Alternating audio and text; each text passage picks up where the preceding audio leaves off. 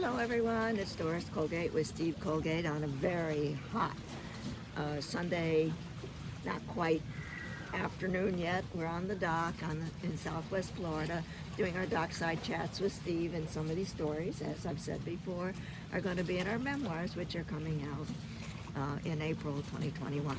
So Steve wants to talk about his involvement with Land's End. This is the catalog I think many people know about the outfitter. So how did you get involved, Steve? Well, I was working for a place called A.L. Don Company at South Street in Manhattan, which is right down near the stock market, the tip of Manhattan, and we sold a lot of fittings of all sorts, sailboat fittings and mainly, of all sorts.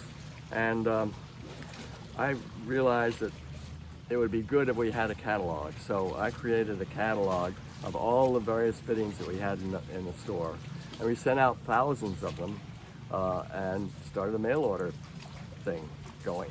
And it worked pretty well. One of those catalogs must have ended up with Gary Comer at Land's End in Chicago, because he called me up and said, "I'd like you to come out and help me with my catalog."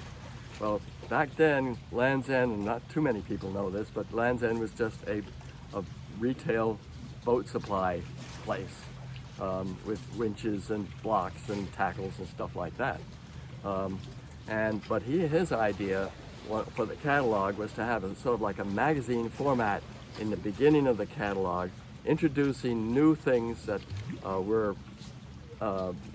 something that were going to take hold in the retail market of boat fittings. So in 1967, when I was on American Eagle, in 1970 when I was on Heritage for America's Cup trials, he asked me to take photographs of any new items that were coming along, which I did, and it went over very well.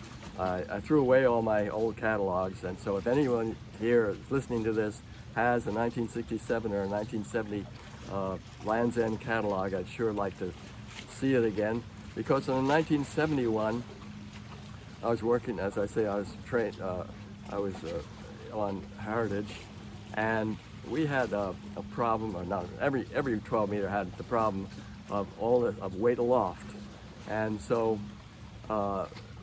one solution to weight aloft was to tie a messenger line to a halyard that's not being used, and just pull it up to the top. So then you have only half the weight of that halyard in the mast, like a spinnaker halyard or a jib halyard that's not being used and so on. But the problem was you have a tangle of lines that you have to untangle as you try to pull it up. So I invented a little clothesline idea with a tiny block at the top of the mast and one down low and a ring in the middle, and you just snap the unused halyard into the ring and use the clothesline to take it up to the top of the mast. And then when you needed it, you bring it down again and unhook it from the ring. And it worked reasonably well. I don't know how much speed it helped for us, but it did reduce the weight aloft. And that was the idea of the whole thing. So we had fun with it, and that was one of my contributions to Heritage. Wish we had done better though. Thanks.